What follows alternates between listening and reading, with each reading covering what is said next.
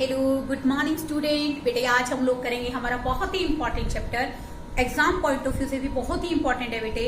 इसके अंदर बेसिकली आप एक बात का जरूर ध्यान रखेंगे, जब आप ये चैप्टर करेंगे then you should use new edition of this book, क्योंकि बेटे कंपनी अकाउंट्स के अंदर रिडेम्पशन ऑफ डिबेंचर्स की जो कंडीशंस हैं वो चेंज होती रहती हैं बेटे।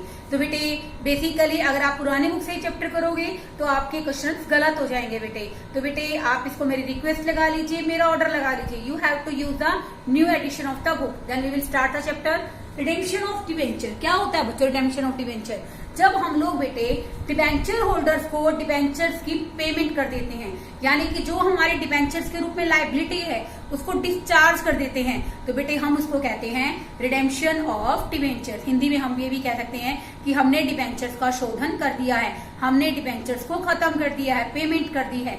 तो देखो बेटे डिबेंचर्स की पेमेंट करने के लिए हमारे पास बहुत सारे तरीके होते हैं। कौन कौन से सोर्सेज होते हैं जिनके थ्रू हम लोग डिबेंचर्स को रिडीम कर सकते हैं? First one is out of capital, when there is no profit aside in the business. Business के अंदर हमारे पास प्रॉफिट नहीं है तो बेटे हम लोग कैपिटल में से भी क्या कर सकते हैं? डिबेंचर्स की पेमेंट कर सकते हैं। एक वर्ड होता है स्टूडेंट कैपिटल स्ट्रक्चर।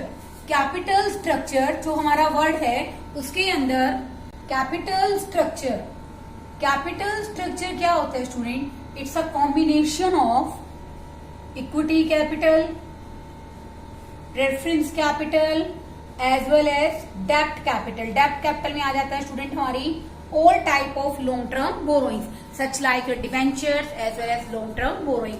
तो बेटे कैपिटल स्ट्रक्चर्स का कॉम्बिनेशन है। When we have to make the payment to debentures then we can reduce the capital and as well as we can make the payment from the capital. Okay, second one is listed companies और unlisted companies. देखो बेटे listed companies कौन सी होती हैं? जो stock exchange में listed होती हैं, जिन कंपनीज की सिक्योरिटीज फ्रीली हम लोग क्या कर सकते हैं? ट्रेडिट कर सकते हैं। जिन कंपनी की सिक्योरिटीज को हमने लिस्टेड करा रखा है और जिनको हम लोग फ्रीली ट्रेडिट का मतलब क्या है? आसानी से उन सिक्योरिटीज में डीलिंग कर सकते हैं, उनको खरीद और बेच सकते हैं। This is known as listed companies. Unlisted companies which are not listed in a stock exchange, जिनको हमने स्टॉक एक्सचेंज में लिस्टेड नहीं करा रखा है, this is known as unlisted company. देखो बेटे from the point of view of redemption there is a lot of difference between the terms and conditions of listed companies as well as the unlisted companies. देखो बेटे दोनों company के जो basically rule regulation है उन सब में क्या है? काफी चेंज है। In case of listed company there is no requirement to transfer any amount for the debenture redemption into redemption reserve account. देखो बेटे अगर आप लिस्टेड कंपनी के बारे में बात कर रहे हैं तो यहाँ पर बेटे आपको किसी भी तरह से कोई भी अमाउंट डिबेंचर रिडेम्पशन रिजर्व में ट्रांसफर करने की जरूरत नहीं है। तो बेटे देखो इसके लिए हम लोग क्या एंट्री करेंगे? अनलिस्टेड कंपनी के लिए surplus in statement of profit and loss account debit to debenture redemption reserve. Okay, तो देखो बेटे जो लिस्टेड कंपनी है उनको किसी भी तरह से अपने प्रॉफिट का कोई भी हिस्सा डिबेंचर रिडेम्पशन रिजर्व में ट्रांसफर करने की जरूरत नहीं है, जबकि अनलिस्टेड कंपनी के लिए बहुत जरूरी है कि वो अपने प्रॉफिट को कहाँ ट्रांसफर करे? डिबेंचर रिडेम्पशन रिजर्व में ट्रांसफर करे। और बेटा दूसरी बात कि हम लोग अपने डिबेंचर्स की पेमेंट करना चाहते हैं बेटे तो हम लोग बनाते हैं debenture redemption investment before the 11 month before the redemption of debenture. 11 महीने पहले जब हमें डिबेंचर्स को रिडीम करना है तो बेटे हम लोग डिबेंचर रिडेम्पशन इन्वेस्टमेंट में डिबेंचर्स की फेस वैल्यू का 15% ट्रांसफर करते हैं। मान लो बेटे जैसे कंपनी के पास 1 लाख रुपए के डिबेंचर्स हैं। Okay, it's a not a debenture, it's a rupees debenture. Okay, 1 lakh रुपए की डिबेंचर है तो कंपनी क्या करेगी? इसका 15%, 1 लाख का 15% कितना हो गया स्टूडेंट? 15,000 उसको इन्वेस्ट करेगी। तो इसके लिए क्या एंट्री करेंगे? Debenture redemption investment account debit to bank account 15% will be transferred to the DRI debenture redemption investment. Okay, अब देखो बेटे before the 11 months of redemption start the company has to purchase DRI for the redemption of debentures। तो देखो बेटे यहाँ पर listed और unlisted company में डिफरेंस क्या है बच्चों। लिस्टेड कंपनी के लिए डीआरआर बनाना जरूरी नहीं है, जबकि अनलिस्टेड कंपनी को डिबेंचर रिडेम्पशन रिजर्व बनाना जरूरी है। और बेसिकली अनलिस्टेड कंपनी के लिए डिबेंचर रिडेम्पशन इन्वेस्टमेंट करना भी नेसेसरी है। तो इसके लिए क्या एंट्री करेंगे, DRI account debit to bank account, it must be 15% of the, ये कितना होना चाहिए, फेस वैल्यू का 15% होना चाहिए। अब हम बात करते हैं कि डीआरआर कितना होना चाहिए। DR must be 10% of the debenture face value, debenture face value का 10% होना चाहिए। In the following case it's a 1 lakh rupees debenture, then DRR must be rupees 10,000। कितने का होना चाहिए बच्चों, 10,000 का। सेबी क्या होता है बेटे, security exchange board of India. यहाँ हम लोग बात करते हैं security exchange board of India, SEBI. SEBI बेटे क्या है, एक एपेक्स इंस्टीट्यूट है जो बेसिकली पूरे स्टॉक एक्सचेंज जहां पर सिक्योरिटीज को ट्रेडेड किया जाता है उसके अपने रूल्स रेगुलेशंस के थ्रू उन पर पूरा कंट्रोल रखता है, ब्रोकर्स पर कंट्रोल रखता है, हर तरह से जो स्टॉक मार्केट है बेटे उसके लिए रूल्स रेगुलेशंस बनाता है। This is known as SEBI, security exchange board of India. अब देखो बेटे हम बात करते हैं कौन से ऐसे बेसिकली रूल हैं जिनके अंडर कि डीआरआर को क्रिएट करना जरूरी नहीं है, जिनको डीआरआर यानी कि डिबेंचर रिडेम्पशन रिजर्व को क्रिएट करने के लिए क्या है, एग्जम्पशंस हैं, छूट है। फर्स्ट वन है बच्चों ऑल इंडिया इंस्टीट्यूशन, सारे के सारे ऑल इंडिया इंस्टीट्यूशन जिनको किसने रेगुलेट किया है, आरबीआई ने। ऑल बैंकिंग कंपनीज, चाहे वो पब्लिक है चाहे वो प्राइवेट है। नॉन बैंकिंग कंपनी जिसको किसने रजिस्टर्ड कर रखा है बच्चों, आरबीआई ने। अदर लिस्टेड कंपनीज, इनको भी बेटे कोई डिबेंचर रिडेम्पशन रिजर्व में पैसा ट्रांसफर करने की जरूरत नहीं है। And last one housing finance company and which is registered the public issue of debentures by the national housing bank. There are the exemptions.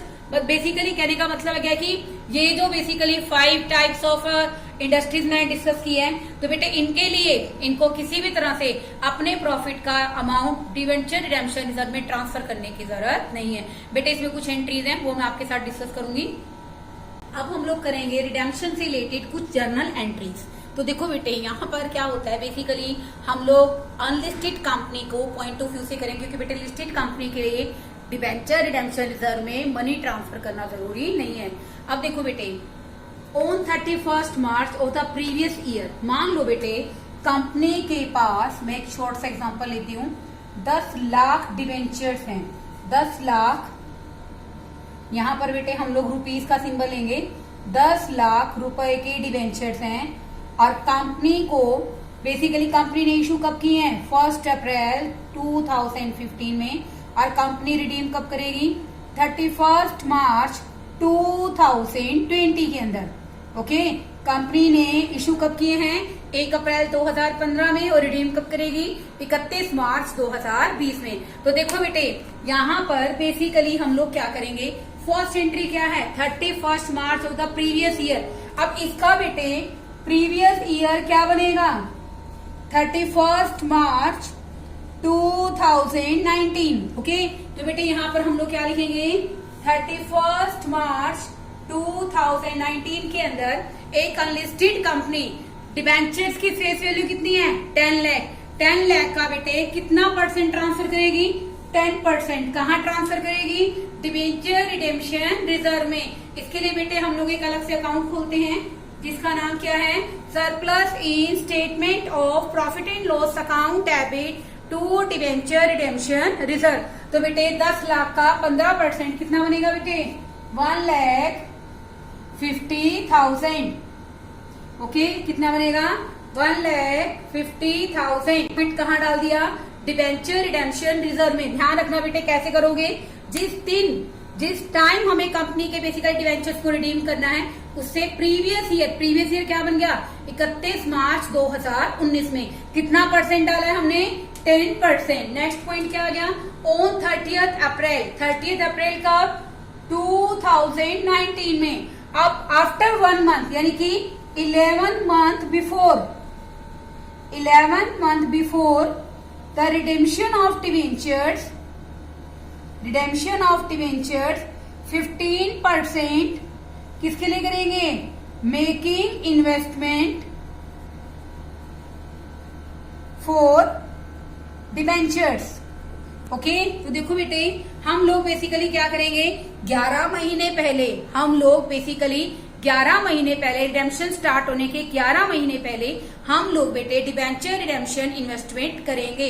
तो देखो बेटा यहाँ पर कैसे करोगे, अब कब रिडीम कर रहे हो, 31 मार्च 2020, इससे प्रीवियस आप 11 मंथ काउंट करोगे, then that will be the day 30th April 2019 and after when the redemption start कब होगा बच्चों, 31 मार्च 2020 को हम लोग क्या कर देंगे, सेल ऑफ इन्वेस्टमेंट, हम लोग इन्वेस्टमेंट को क्या कर देंगे, सेल कर देंगे। तो देखो बेटे क्या एंट्री करोगे, 30 अप्रैल 2019 को debenture redemption investment account debit to bank account, कितना परसेंट, 15%, कितना करेंगे बच्चों, 15%, पर तो हम लोग करेंगे 15%, थोड़ी सी मिस्टेक हो गई है स्टूडेंट, यहाँ पर आ जाएगा बच्चों हमारा 10%, कितना परसेंट आ जाएगा, 10%, 10% तो हम लोग ट्रांसफर करेंगे बच्चे डिबेंचर रिडेम्पशन रिजर्व के अंदर, और 15% हम लोग ट्रांसफर करेंगे बच्चों इन्वेस्टमेंट के लिए। तो बेटा 10 लाख का 15% कितना आ गया, 1,50,000। अब बेटा at the time of redemption, जब रिडेम्पशन आ गया नजदीक, रिडेम्पशन कब करेंगे इस क्वेश्चन के अकॉर्डिंग, 31 मार्च 2020 में, तो हम इस इन्वेस्टमेंट को बेटे क्या करवा लेंगे, एंड कैश करवा लेंगे। तो क्या एंट्री आएगी, bank account debit to debenture redemption investment. उसके बाद बेटे रिडेम्पशन की एंट्री करोगे जो आपको पहले से आती है, debentures account debit to debenture holders and debenture holders account debit to bank. और उसके बाद बेटे हम लोग डिबेंचर रिडेम्पशन रिजर्व को कहाँ ट्रांसफर कर देंगे बेटा, जनरल रिजर्व में। इससे बेटे हमारी एक लायबिलिटी खत्म हो जाती है और दूसरी लायबिलिटी क्रिएट हो जाती है। कैसे क्रिएट हो जाती है, डिबेंचर्स की पेमेंट कर दी, हमारी लायबिलिटी रिड्यूस हो गई, लेकिन बेटे जनरल रिजर्व कहाँ लिखते हैं हम लोग, शेयर होल्डर्स फंड में, रिजर्व एंड सरप्लस में। तो बेटे हमने प्रॉफिट का शेयर यूज किया है, किसका प्रॉफिट का शेयर यूज किया है, शेयर होल्डर्स का, जिससे हमने क्या बनाया क्वेश्चन के अंदर, डिबेंचर रिडेम्पशन रिजर्व बनाया है। तो बेटे अब हम लोग क्या करेंगे, इस डिबेंचर रिडेम्पशन रिजर्व को बेसिकली जनरल रिजर्व में ट्रांसफर कर देंगे ताकि उनका जो प्रॉफिट है उसको कंपनसेट किया जा सके। बेटे मैंने आपको इस चैप्टर का होल सोल व्यू दे दिया है कि आपको इस चैप्टर में कैसे कैसे क्वेश्चंस करने हैं, अकॉर्डिंग टू गाइडलाइन आपको क्वेश्चन करने हैं। इस वीडियो के अंदर मैंने आपको सिर्फ थ्योरेटिकल वर्जन बताए हैं। Next video we will discuss about the practical aspect of this chapter. Okay, thank you students.